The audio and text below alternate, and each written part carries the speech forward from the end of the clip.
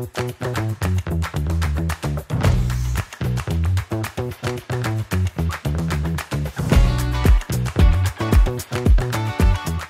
va enchaîner tout de suite avec France 2030, un horizon que vous allez beaucoup retrouver sur cette matinée et sur l'après-midi également.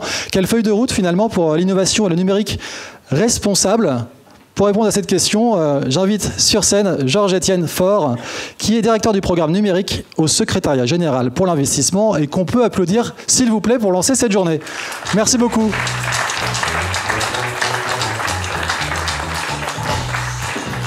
Bienvenue.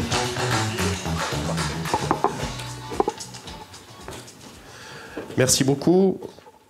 Merci. Alors, on vous a promis un discours fort. On va commencer par un discours de fort, en l'occurrence. Je suis plus un jeune homme. On est de la même génération avec Vincent. On est quelques-uns dans la pièce.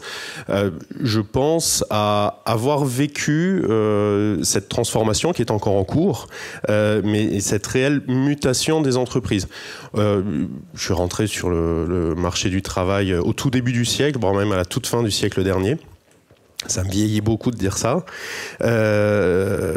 Mais j'ai vécu progressivement l'apparition des entreprises qui se vivaient comme ayant d'abord une responsabilité sociale, responsabilité environnementale, et maintenant comme ayant un impact, voire même comme ayant une mission. Et je pense que bien sûr, il peut y avoir une part de communication, mais ça témoigne tout de même d'une transformation assez profonde de notre tissu économique. L'entreprise n'est plus, aujourd'hui, une construction économique strictement tournée vers la maximisation du profit, si tant est qu'elle l'était, mais en tout cas c'était une vue tout de même assez fortement répandue. Elle est aussi une construction sociale qui porte une responsabilité et qui est consciente de son impact. J'ai eu par le passé un patron qui nous disait très régulièrement « on ne peut pas gagner dans un monde qui perd ». Et ce patron ne pouvait pas être soupçonné d'être un doux rêveur ni d'être un pur idéaliste, puisque c'était le patron du plus gros promoteur français, Alain Dinin, et donc quelqu'un qui avait aussi les pieds sur terre. Mais on ne peut pas gagner dans un monde qui perd. En cela, finalement, les lignes, voire même peut-être les murs ou les murailles entre le monde public et le monde privé, comme on avait pu les connaître, s'abaissent un petit peu, y compris dans les objectifs, parce que fondamentalement, la gestion de l'impact, c'est la préoccupation majeure des politiques publiques. Quand on a la responsabilité comme c'est notre mission à France 2030, sous la direction de Bruno Bonnell, d'investir 54 milliards d'euros d'argent public, d'argent du contribuable, d'argent des entreprises, à un moment où ça n'aura échappé à personne, l'argent n'est pas magique, mais à un moment où l'argent n'est pas non plus facile et gratuit, on a bien sûr cet impératif absolu de maximiser son impact et de travailler toutes les facettes de cet impact. Alors bien sûr, une immense mission de France 2030 est de contribuer, d'accélérer la transition notamment énergétique, environnementale des entreprises. Il y a un volet décarbonation qui est massif, qui est devant nous encore, hein, soyons très clairs et soyons relativement modestes. D'abord, France 2030 même, et puis les investissements d'avenir avant eux, ont connu aussi cette transition. D'abord, on parlait de DNSH. DNSH, c'est Do No Significant Harm. Ce que ça voulait dire, c'est qu'on ne pouvait lancer aucun projet, on ne pouvait financer aucun projet qui impacte de manière défavorable, significative, l'environnement. C'est déjà quelque chose, mais naturellement, ça n'est pas suffisant. Aujourd'hui, on est réellement dans des évaluations fines, avec des métriques parfois complexes, qui nous sont d'ailleurs parfois reprochées par les entreprises ou les opérateurs, d'évaluation de ces impacts environnementaux positif.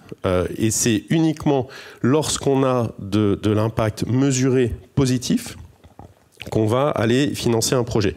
Donc on mobilise nos 54 milliards d'euros pour transformer durablement des secteurs clés de l'économie française. Alors évidemment l'énergie, l'hydrogène, l'automobile, l'aéronautique, même le spatial, de façon à positionner la France, pas seulement en acteur, mais véritablement en leader du monde de demain, on pourrait dire.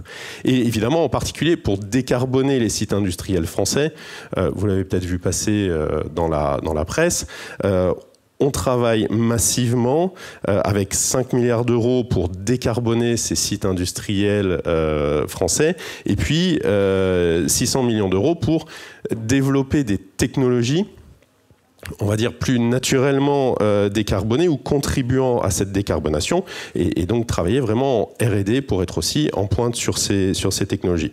Donc on espère accompagner les entreprises, les labos de recherche vers un impact majeur sur tout le côté environnemental. Mais évidemment, ces questions d'impact, comme vous le savez tous, puisque vous êtes des praticiens, je pense, elles sont multifactorielles. La semaine dernière, alors je vous raconte un peu notre cuisine et la façon dont ça fonctionne. La semaine dernière, j'ai fait remonter à la signature de la Première ministre un très gros projet. Je dévoilerai pas de spécificité parce que je suis pas sûr qu'elle l'ait encore signé, mais un très gros projet qui est travaillé depuis, on va dire, 18 mois. Tous les ministères ont contribué, les experts ont expertisé, les opérateurs ont fait leur travail d'instruction, et puis on arrive à la phase finale. La Première ministre et ses équipes, bien sûr, avaient d'ores et déjà connaissance du projet, avaient donné leur avis, mais on arrive à la phase finale où on signe la décision de financement. Quand on fait remonter ça, on fait décider ça par des personnes qui ont beaucoup de choses à décider dans leur journée. On est sur un impact financier ça représente une somme concrète en euros pour chaque Français. Donc on est sur des montants financiers assez importants. Et on a la responsabilité en 2 pages ou 4 pages d'expliquer à la personne tout en haut, de lui rappeler pourquoi on fait ça. Et c'est là évidemment que l'impact a un rôle majeur. En l'occurrence, sur ce projet-là, pourquoi on fait ça? Il y a un impact économique direct, il y a des emplois, mais c'est une usine ultra performante, ça crée finalement relativement peu d'emplois. Il y a un impact environnemental qui est limité. On est dans une industrie qu'on accompagne vers le fait d'être best in class. La partie française sera la meilleure au niveau mondial dans l'impact environnemental, mais pour autant, c'est pas ça qui va sauver directement la planète. Donc pourquoi est-ce qu'on l'accompagne? On accompagne ce projet parce qu'il est porteur de souveraineté industrielle pour le pays. Il s'agit d'une usine de composants électroniques.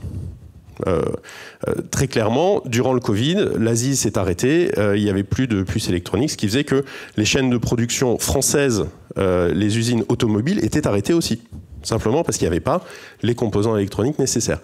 Et ça, c'est cet impact en termes de souveraineté industrielle en l'occurrence, mais aussi beaucoup dans mon secteur et dans mon périmètre numérique, il est évidemment complexe à mesurer, mais il est primordial, parce qu'il peut conditionner tout le reste. Il peut conditionner notre capacité à transformer l'économie, à faire survivre d'ailleurs l'économie, mais aussi à la transformer, à la décarboner, etc., etc.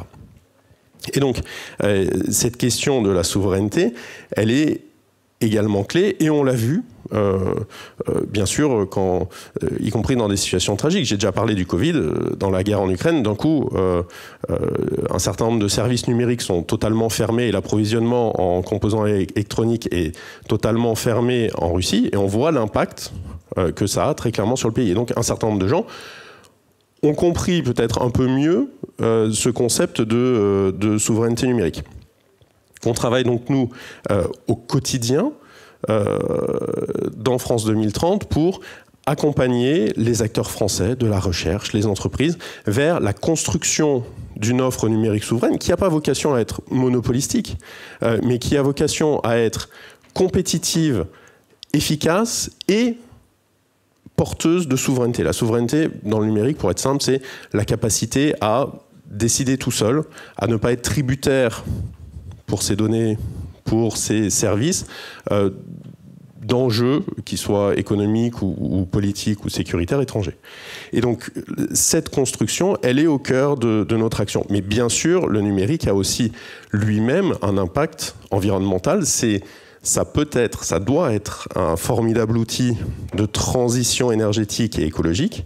Il y a un large éventail de techno, vous en entendrez probablement parler en partie aujourd'hui, mais il y a aussi, en tant que tel, un impact écologique, environnemental du numérique et des technologies numériques. Alors il y a beaucoup de chiffres, il y a des chiffres plus ou moins sérieux qui ont circulé. On commence à construire de façon un peu plus sérieuse et on va continuer, y compris dans le cadre de programmes de recherche, parce que c'est important d'objectiver le poids réel du numérique. Évidemment que le bilan carbone d'une pièce jointe que vous envoyez par mail à vos cousins, c'est relativement fantaisiste. En revanche, ce qu'on sait aujourd'hui, c'est que l'empreinte carbone générée par un an de consommation de biens et de services numériques, c'est à peu près 2,5% du total de l'empreinte carbone annuelle de la France. Ces 2,5%, en fait, principalement, sont les terminaux que vous avez devant vous. Vous voyez, moi, j'ai remplacé un bloc-notes par un terminal. Il n'est pas assuré que le bilan carbone soit tout à fait efficace. Mais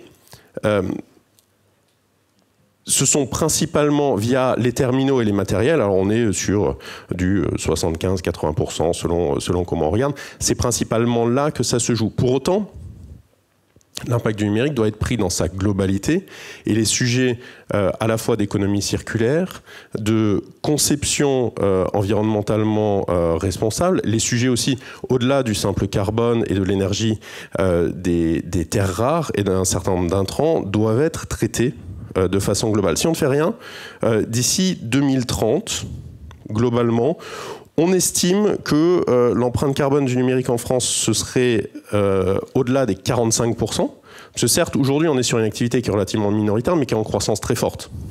Donc, l'un dans l'autre, même si ce n'est pas la composante majeure aujourd'hui de notre impact environnemental, c'est un impact qui doit être travaillé.